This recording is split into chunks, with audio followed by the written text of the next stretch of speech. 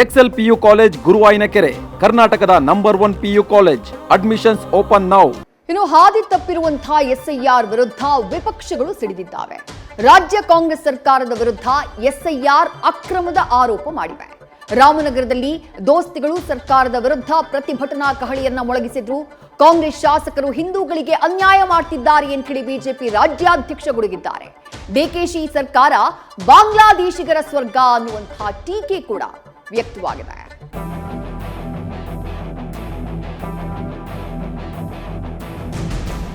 ರಾಜ್ಯದಲ್ಲಿ ಎಸ್ಐಆರ್ ಪ್ರಕ್ರಿಯೆ ಹಳ್ಳ ಹಿಡಿದಿರುವುದು ವಿಪಕ್ಷಗಳ ಆಕ್ರೋಶಕ್ಕೆ ಕಾರಣವಾಗಿದೆ. ಸರ್ಕಾರ ಎಸ್ಐಆರ್ ಪ್ರಕ್ರಿಯೆ ರೂಲ್ಸ್ನೇ ಬದಲಾಯಿಸಿರೋ ಆರೋಪ ಕೇಳಿಬಂದಿದೆ. ಬಿಎಲ್ಒಗಳು ಮಸೀದಿ, ಖಾಸಗಿ ಕಚೇರಿಗಳಲ್ಲಿ ಕೂತು ಎಸ್ಐಆರ್ ಪ್ರಕ್ರಿಯೆ ಮಾಡ್ತಿರೋದಕ್ಕೆ ವಿಡಿಯೋಗಳು ಸಿಕ್ಕಿವೆ. ಇದನ್ನೇ ಹಿಡಿದು ಬಿಜೆಪಿ ಜೆಡಿಎಸ್ ನಾಯಕರು ಡಿಕೆಶಿ ಸರ್ಕಾರವನ್ನ ತರಾಟೆಗೆ ತೆಗೆದುಕೊಂಡಿದ್ದಾರೆ. ಎಸ್ಐಆರ್ ಅಕ್ರಮದ ವಿರುದ್ಧ ದೋಸ್ತಿಗಳ ಪ್ರತಿಭಟನೆ. ರಾಮನಗರದಲ್ಲಿ ಸರ್ಕಾರದ ವಿರುದ್ಧ ನಿಖಿಲ್ ಕಿಡಿ. ರಾಜ್ಯದಲ್ಲಿ ನಡೆಯುತ್ತಿರೋ ಎಸ್ಐಆರ್ ಪ್ರಕ್ರಿಯೆಯಲ್ಲಿ ಅಕ್ರಮ ನಡೆಯುತ್ತಿದೆ ಅಂತ ಬಿಜೆಪಿ ಜೆಡಿಎಸ್ ಹೋರಾಟಕ್ಕಿಳಿದಿವೆ.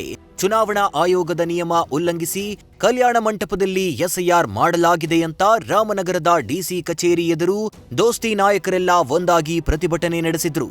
ಕಾಂಗ್ರೆಸ್ ಸರ್ಕಾರ ಎಸ್ಐಆರ್ ನಿಯಮ ಗಾಳಿಗೆ ತೂರಿದೆ, ಅಕ್ರಮ ಬಾಂಗ್ಲಾ ವಲಸಿಗರಿಗೆ ಮತದಾನದ ಹಕ್ಕು ಕಲ್ಪಿಸುತ್ತಿದೆ ಅಂತ ಸರ್ಕಾರದ ವಿರುದ್ಧ ಘೋಷಣೆ ಕೂಗಿ ಆಕ್ರೋಶ ಹೊರಹಾಕಿದ್ರು.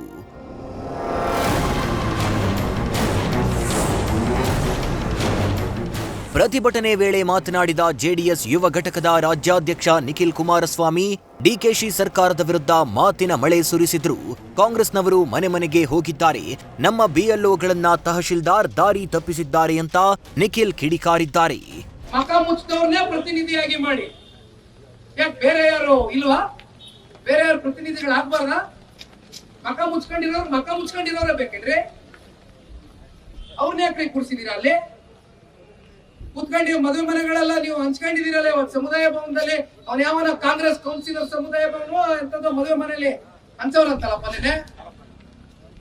ಯಾವೆಲ್ಲ ಹೆಸರುಗಳು ಬರೋಣ ನಮ್ಗೆ ಬೇಕಾಗುದಿಲ್ಲ. ನನಗೆ ಒಂದೊಂದ್ಸಲಿ ಭಯ ಆಗೋದೇನು ಗೊತ್ತಾ? ರಾಮನಗರ ಹೆಸರು ಮುಂದೆ ರಪ್ಪಿ ತಪ್ಪಿ ರೈನ್ ನಗರ ಆಗ್ಬಿಡ್ತದೆ ಅಂತಕ್ಕಂಥ ಆತಂಕ ಸೃಷ್ಟಿಯಾಗ್ಬಿಟ್ಟೈತೆ. ತಪ್ಪು ತಿಳ್ಕೊಬೇಡಿ ಹಿಂಗ್ ಅಂತೀನಿ ಅಂತ. ಈ 3 ಮುಸಲ್ಮಾನರ ವಾರ್ಡ್ಗಳಲ್ಲಿ ಸೇರ್ತಕ್ಕಂಥ ಬೂತ್ಗಳೇನಿದೆ, ನಿನ್ನೆ ದಿನ ನಮ್ಮ BLA2ಗಳು ಪಾಪ ಅಲ್ಲೊಂದು ಜನ ಹೋಗಕ್ಕೂ ಕಷ್ಟ. ಸರ್ಕಾರದಿಂದ ಹಿಂದೂಗಳಿಗೆ ಅನ್ಯಾಯ, ಬಿವೈವಿ ಕೆಂಡ. ಡಿಕೆ ಸರ್ಕಾರ ಬಾಂಗ್ಲಾದವರಿಗೆ ಸ್ವರ್ಗ, ಅಶೋಕ್ ಗೇಲಿ. ರಾಜ್ಯದಲ್ಲಿ ನಡೆಯುತ್ತಿರೋ ಎಸ್ಐಆರ್ ಅಕ್ರಮವನ್ನ ಹಿಡಿದು ಬಿಜೆಪಿ ನಾಯಕರು ಸರ್ಕಾರದ ವಿರುದ್ಧ ಮಾತಿನ ಬಾಣ ಬಿಟ್ಟಿದ್ದಾರೆ. ಕಲ್ಯಾಣ ಮಂಟಪಗಳಲ್ಲಿ ಅಧಿಕಾರಿಗಳನ್ನ ಕೂರಿಸಿಕೊಂಡು ಹಿಂದೂಗಳಿಗೆ ಅನ್ಯಾಯ ಮಾಡ್ತಿದ್ದಾರೆ ಅಂತ ಬಿಜೆಪಿ ರಾಜ್ಯಾಧ್ಯಕ್ಷ ಬಿವೈ ವಿಜಯೇಂದ್ರ ಗುಡುಗಿದ್ದಾರೆ. ಇತ್ತ ಡಿಕೆ ಶಿವಕುಮಾರ್ ನೇತೃತ್ವದ ಸರ್ಕಾರ ಬಾಂಗ್ಲಾದೇಶದವರಿಗೆ ಸ್ವರ್ಗವಾಗಿದೆ ಅಂತ ವಿಪಕ್ಷ ನಾಯಕ ಆರ್ ಅಶೋಕ್ ಗೇಲಿ ಮಾಡಿದ್ದಾರೆ. ಕಾಂಗ್ರೆಸ್ ಸರ್ಕಾರ, ಶಾಸಕರು, ಆಡಳಿತ ಪಕ್ಷದ ಶಾಸಕರು ಬಿಎಲ್ಒಗಳನ್ನ ದುರುಪಯೋಗ ಪಡಿಸಿಕೊಳ್ತಾ ಇದ್ದಾರೆ. ಆಡಳಿತ ಪಕ್ಷದವರು ಬಿಎಲ್ಒಗಳ ಮೇಲೆ ದಬ್ಬಾಳಿಕೆಯನ್ನು ನಡೆಸಿ ಅವರನ್ನ ದುರುಪಯೋಗ ಪಡಿಸಿಕೊಳ್ತಾ ಇದ್ದಾರೆ. ಚೌಲ್ಟ್ರಿಗಳಲ್ಲಿ, ಮಸೀದಿಗಳಲ್ಲಿ ಎಲ್ಲ ಅಲ್ಪಸಂಖ್ಯಾತರನ್ನ ಗುಡ್ಡೆ ಹಾಕಿಕೊಂಡು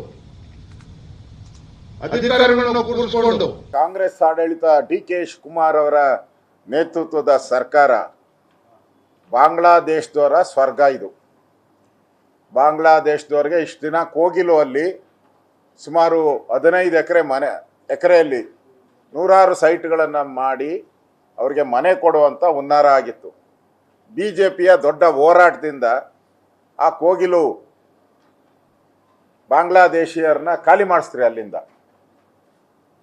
ಮತ್ತೆ ಎಚ್ಚೆತ್ತುಕೊಂಡಂಥ ಕಾಂಗ್ರೆಸ್ ಅವರು ಇವತ್ತು ಬಾಂಗ್ಲಾದೇಶದವರು ನಮ್ಮ ಅಂದಾಜಿನ ಪ್ರಕಾರ ಸುಮಾರು 20 ರಿಂದ 25 ಲಕ್ಷ ಜನ ಕರ್ನಾಟಕದಲ್ಲಿದ್ದಾರೆ.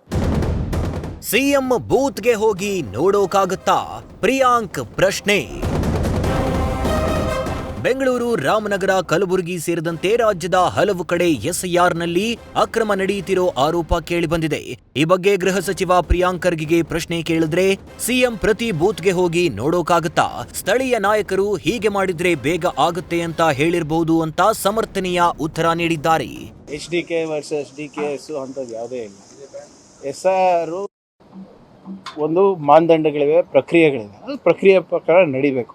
ಅಕಸ್ಮಾತ್ ಅದ್ರದ್ದು ಏನಾದರೂ ಉಲ್ಲಂಘನೆ ಇದ್ದರೆ ಕಾನೂನು ಪ್ರಕಾರ ಅವರು ಶಿಸ್ತಿನ ಕ್ರಮ ತಗೋಬೇಕಾಗ್ತದೆ. ಮನೆಗೆ ಹೋಗೋದು ಬಿಟ್ಟು ಕಮ್ಯುನಿಟಿ ಹಾಲ್ಗಳಲ್ಲಿ ಮಾಡ್ತಾ ಇದ್ದಾರೆ ಅಥವಾ ಬೇರೆ ಎಲ್ಲನ ಮಾಡ್ತಾ ಇದ್ದಾರೆ ಅಂದರೆ they will take action. CM ಅವರು ಪ್ರತಿ ಬೂತ್ ನೋಡೋಕ್ಕಾಗತ್ತೇನ್ರಿ? 50-60 ಸಾವಿರ ಬೂತ್ ಇರ್ತದೆ. ಯಾರೋ ಅಲ್ಲಿ ಲೋಕಲ್ ಲೀಡರ್ಸು ಹಿಂಗೆ ಮಾಡಿದ್ರೆ ಬಹುಶಃ ಬೇಗ ಆಗ್ಬೋದು ಅಂತ ಹೇಳಿರ್ಬೋದು.